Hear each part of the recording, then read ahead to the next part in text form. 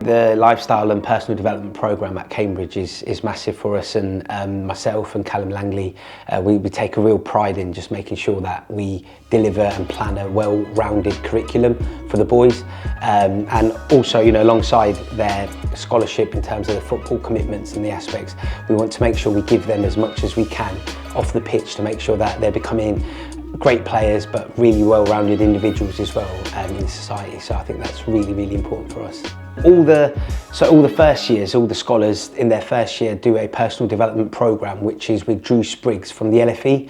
So Drew is an ex-basketball player, and he comes and does a 6-session mentor workshop with all the boys, and he looks at really different kind of things that the boys look for. So in terms of, he looks at resilience, he looks at their mindset, he looks at overcoming different challenges and adversity, and just personal development. So on and off the pitch, what does that look like, and how can the boys continue to grow, continue to develop off the pitch as well. So that's a 6-session personal development programme that all the first years do. So when they're in their first year, they do that. So every scholar coming through our system would have a personal development programme with that. Then we've also got a lifestyle life skills programme as well. So our life skills programme is really important because we aim to get a lot of guest speakers in from a diverse range of different backgrounds, different areas, different avenues, and that they come and add value to the boys in terms of their scholarship. Pre-season we went to the Lake District, went to WOC2, and they sort of a company organisation that focus on athletes and their sort of leadership program as well. And it was a 4-day intense pre-season tour with lots of different activities that the boys had to do that focused around their mindset, their resilience, team building activities, and different key messages that, you know, we wanted the boys to take throughout, you know, pre-season and take on into the season, really come to light, you know, in that 4 days. And the group were all staying together, living together, you know, eating together, and that sort of that time that they had together definitely helps them before the season starts. And there were so many key messages and key components that they got. The intent is, you know, to provide the highest possible quality of education and training, as well as their scholarship as well. And I think, you know, I want to do this, and we want to do this by delivering a well-rounded curriculum. Just having a well-rounded curriculum will help them off the pitch as well, and also it's gaining them transferable skills as well that, you know, every footballer, every you know, young athlete picks up whilst playing football, but there's so many skills there that they can go into any field.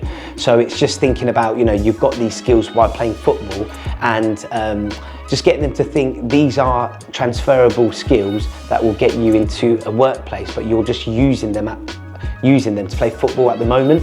So at a time in their life, they'll probably need these skills in a different setting, in a different environment. So it's just knowing you're just using these skills as teamwork, communication, time management, resilience. You're just using them at, you know, playing football at the moment, but when you go into a business setting, when you go into any other settings, you'll be using exactly the same skills, but in that setting. I think in terms of the importance, you know, it's you know, 100% student, 100% footballer, in my opinion, you know, and I think having that, you know, definitely helps. And, you know, when they know that you know, education is just as important as their football, I think makes a massive difference and makes a massive impact as well. And for me, you know, that's, you know, makes me, you know, really satisfied about what I do, and gives me a great sense of, you know, pride in terms of that's the level of importance that the football club look at the education as much as the football as well, because it's giving them other qualifications as well.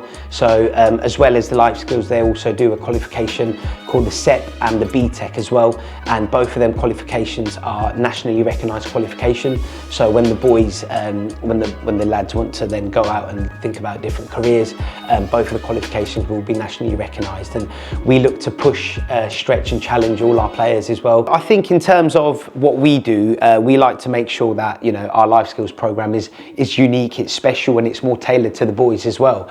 And in terms of that, you know, some of the things we feel that we've added in extra that the boys get is, you know, working with the foundation. So every month the boys go into afternoon tea with their seniors, and they really speak to them, and they get a little bit of a sense of what a real community feel. And some of the seniors have been long-term season ticket holders at the football club, So it's some nice engaging conversations that they have with the seniors. So you know, the program also helps to, you know, helps to build, you know, different skills working with you know, with the foundation. Also Pledge United is part of our curriculum as well. So Pledge United looks at loads of different factors in football, which Kieran Wood from the foundation leads, and every year our second year scholars complete the Pledge United qualification, which is also linked with other schools as well that Kieran works with. So I think it builds a great rapport with ourselves and the scholars, with other schools as well, and also a little bit of skills in terms of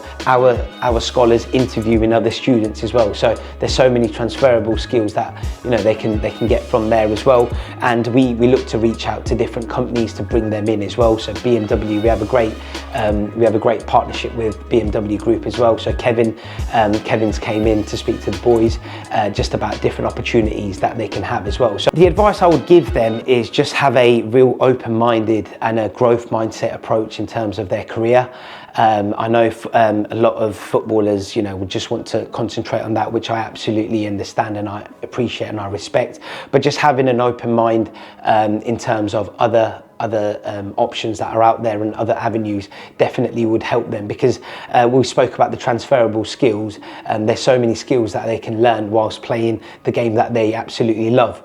But them skills, they're just using them skills at the moment in football. You know, them skills can be used in lots of different areas, in lots of different settings. So just have that approach, because, you know, they're all, you know, all footballers that we know are driven, they're determined, they're really passionate, and they really have a keen love for what they do. And, you know, taking all of them skills and putting it into another setting or another workplace, you know, I'm sure any employer would be absolutely, you know, buzzing with that. So yeah, that's the advice I would give them.